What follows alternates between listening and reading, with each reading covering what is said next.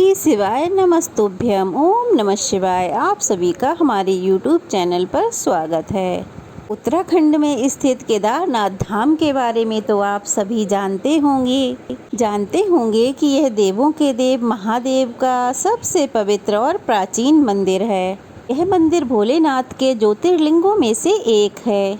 ज्योतिर्लिंग का अर्थ होता है जिस शिवलिंग में स्वयं भगवान शिव की ज्योति विद्यमान है। क्या आप जानते हैं कि केदारनाथ को जागृत महादेव भी कहा जाता है? जागृत महादेव केदारनाथ को ही क्यों कहा जाता है, इसके बारे में एक दैविक घटना है।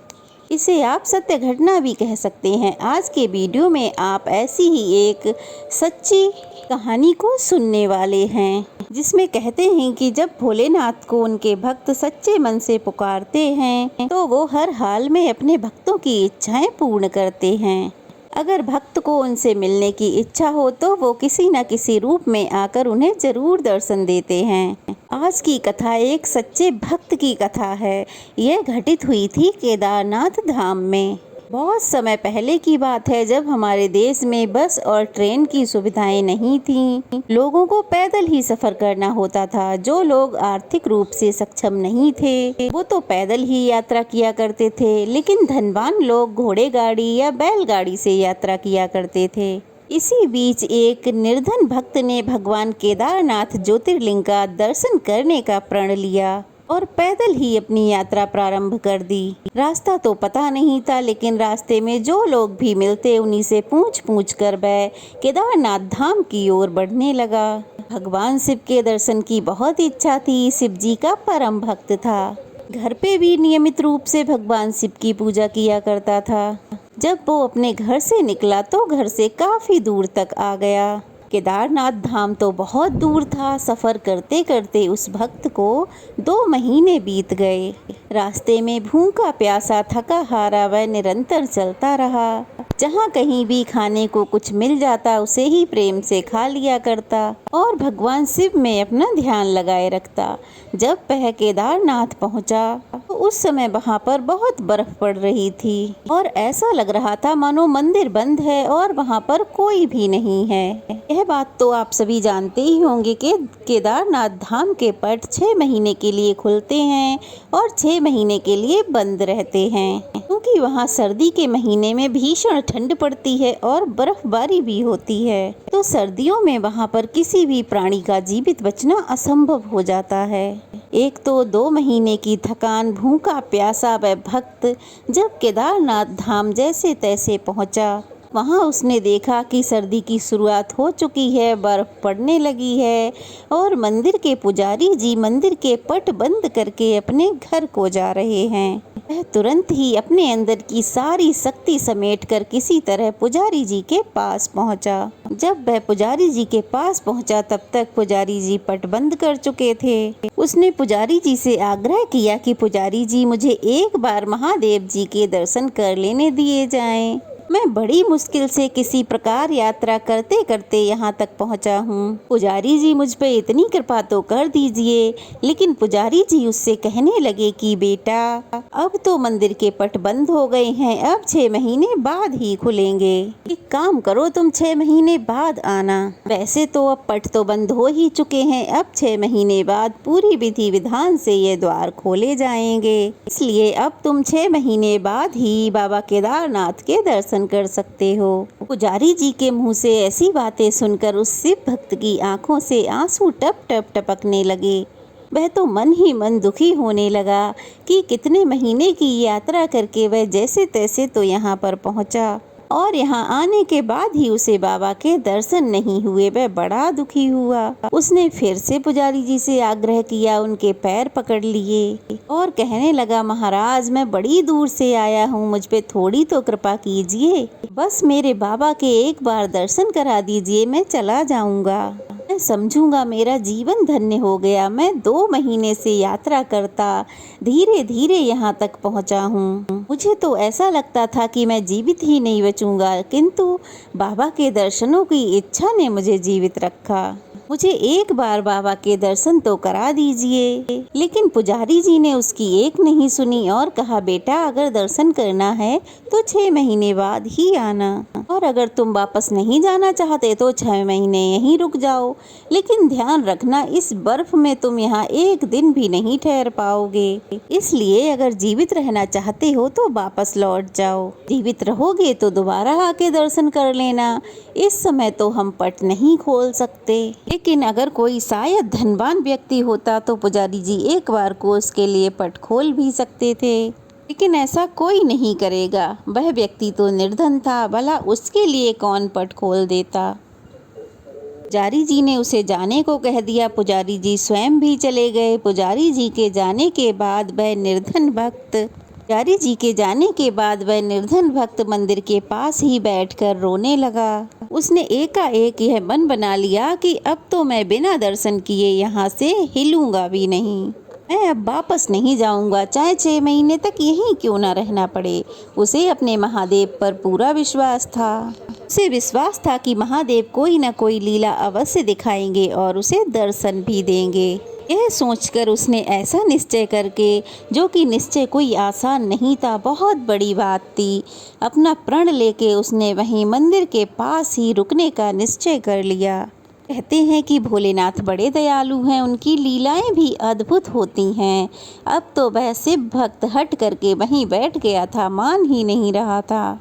कहते हैं कि भगवान तो बड़े दयालु हैं, अपने भक्त की पुकार पर तो दौड़े चले आते हैं। केदारनाथ की बर्फीली रात को वह शिव भक्त मंदिर के बाहर बैठा हुआ भगवान के दर्शन का इंतजार कर रहा था।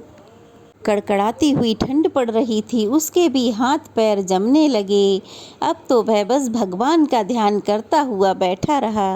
रात में तो ठंड और बढ़ गई, उसका शरीर सुन्न पड़ने लगा। इतनी ठंड थी कि किसी भी मनुष्य का वहाँ एक पल भी ठहरना बहुत मुश्किल था।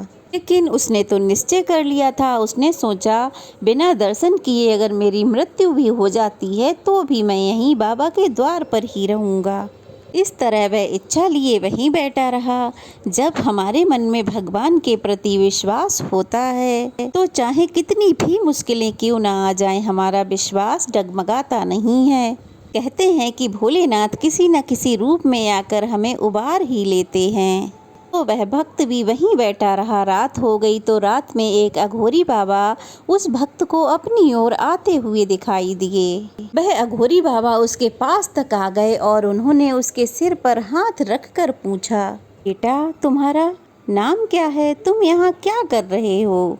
फिर उस शिव भक्त ने अघोरी बाबा को सारा हाल कह सुनाया। बाबा ने कहा, बेटा तुम निराश मत हो, मंदिर के द्वार भी खुलेंगे और तुम दर्शन भी जरूर करोगे। फिर उस अघोरी बाबा ने कहा, बेटा तुम थक गए होगे, मेरे पास थोड़ा भोजन है, तुम खा लो और आराम कर लो। इतनी ठंड पड़ रही है, बर्फ भी गिर रही है, तो मैं तुम्हारे लिए आग जला देता हूँ, तुम ताप लेना। जब अघोरी बाबा ने उसे खाने में से थोड़ा सा हिस्सा दिया तो वह खाना खा के तृप्त हो गया। बाबा ने आग जलाई, शिव भक्त ने आग तापी। शिव भक्त बहुत थक गया था, अब तो खाना भी खा लिया था, तो जाने कब उस शिव भक्त की आग की ताप से आँख लग गई।